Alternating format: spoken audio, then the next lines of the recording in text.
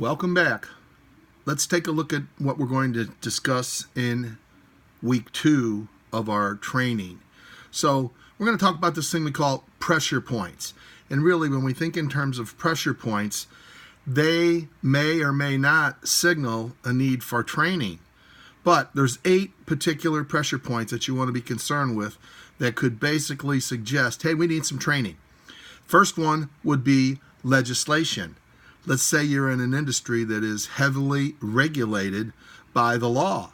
Well, if new laws are passed, you may or may not need some new training to interpret, share information with customers, do data collection, and just make sure that everything is up to speed.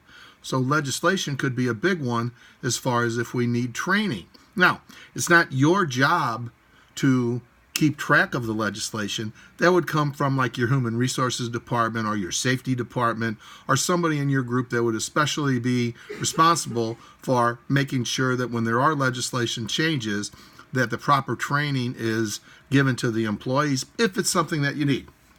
The next thing that could trigger or be a pressure point could be lack of basic skills. So again, earlier in last week's content, I talked to you about salespeople. If you have salespeople that maybe they can't make good presentations, maybe they ask good questions, maybe they have a good opening, but they can't do good presentations. So you might develop a training session just for them to do presentations. Might be something as simple as teaching them how to use PowerPoint. Then you might want to teach them about features and benefits and point of difference.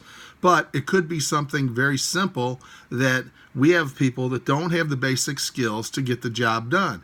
When that happens, we want to take a look at what type of training needs would work best to get them back in the groove. So another area where we might want to call this a pressure point could be poor performance. So let's just say that an employee is not doing everything they need to do. Well, if that happens, you might want to take a look at the processes that they follow. And if they're following the processes okay, guess what? It's not a training issue. But if there's processes that are in place that they're not following properly, then you might want to think about what type of training do we need to do for this person. Again, we'll use the same example that we used last week. Think in terms of somebody that does data entry.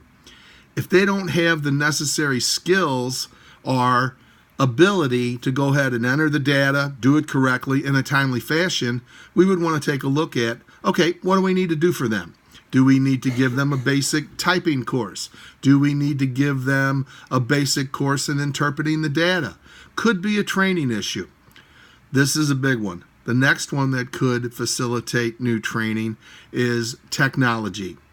Anytime there's new technology that comes out that affects our business, affects our customers, the folks that are closest to everything, in this case you, need to know how to use the new technology.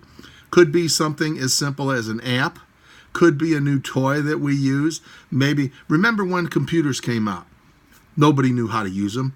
Then all of a sudden, all the software came out, Business Word and Excel and PowerPoint and all that good stuff. You needed to have training in order to use that. So as technology comes out and affects what you do in the workplace, you might need some training. Next could be customer requests. Okay, that could come from a customer that wants you to do something that you weren't doing before. So let's say, for example, that you are a company that delivers. Say you deliver beverages. Well, maybe they want to make a change. Maybe they want to say, hey, instead of delivering every day, we would like for you to deliver on Mondays, Wednesdays, and Fridays. That could facilitate some training in how we teach our people to go ahead and schedule accordingly. Another big thing for our training is customer dissatisfaction. When we have customers that show dissatisfaction, it could be a training issue. Think in terms of when you make a call and you just keep getting caught out there in phone la-la land, where it's like press 1 for this, press 2 for that, press 3 for this, press 4 and go here, press 5, and then it's like, oh, we're too busy, leave a message.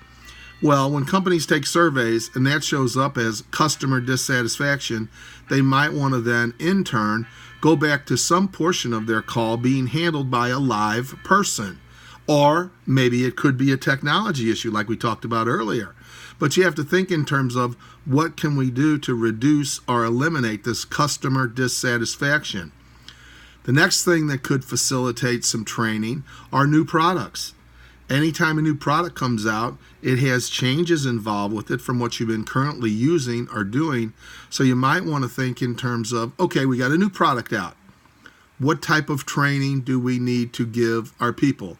Well, we need to make sure that they know how to use it, that they can explain it, that if it's something that needs to be put together and taken apart, that they can do that they can demonstrate it, and then they can share information with the customer so we can remember what we said last week, so we can meet those key business objectives.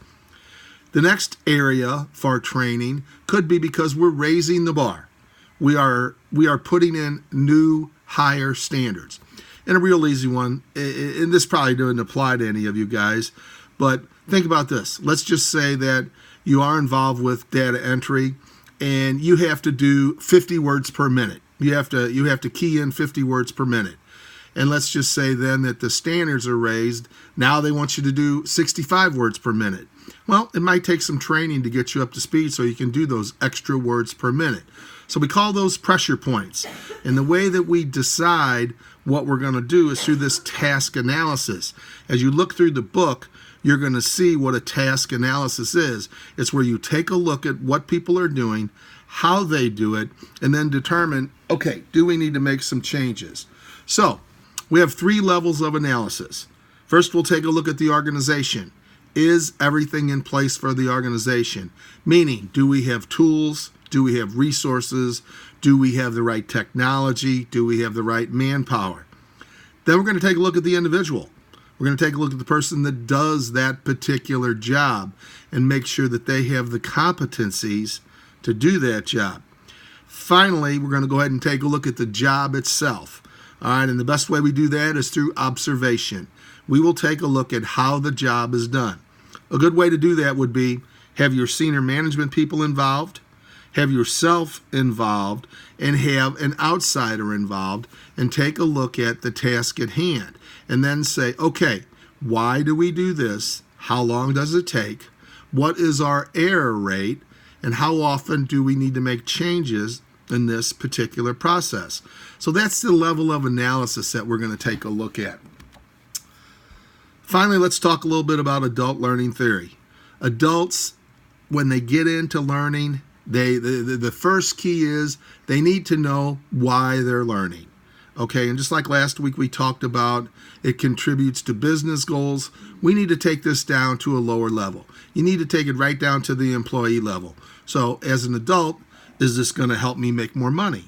Is it going to make my job easier? Is it going to set me up for a promotion? What is this training going to do for me? And adults like to be self-directed. It doesn't mean that you're out there on an island and nobody's helping you or supporting you.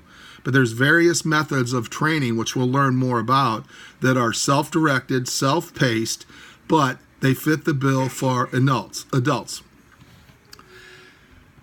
Big thing with adults is they bring a lot of work experience to learning situations, meaning it may not be formalized, but they can contribute to the discussion, they can share situations, and they can take a look and say, yeah, that skill is extremely important to what we do, and here's how that skill should be performed properly. The other thing that adults do is when they enter into a training or learning situation, they take a problem-centered approach. It's like, okay, here's the problem. What do we do to fix it? I have experience. Here's what I think we need to do.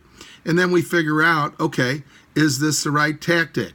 And finally, adults are motivated to learn by both extrinsic, and intrinsic motivation. Extrinsic are things that come from outside. Again, that could be something that the company provides the employee. Intrinsic can be something that the employee provides to themselves.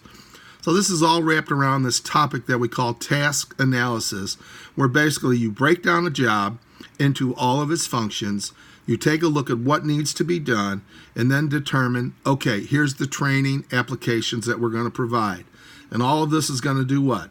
Help us contribute to those business results that we talked about last week. That's it for this week. I'll be back with you next week for Chapter 6.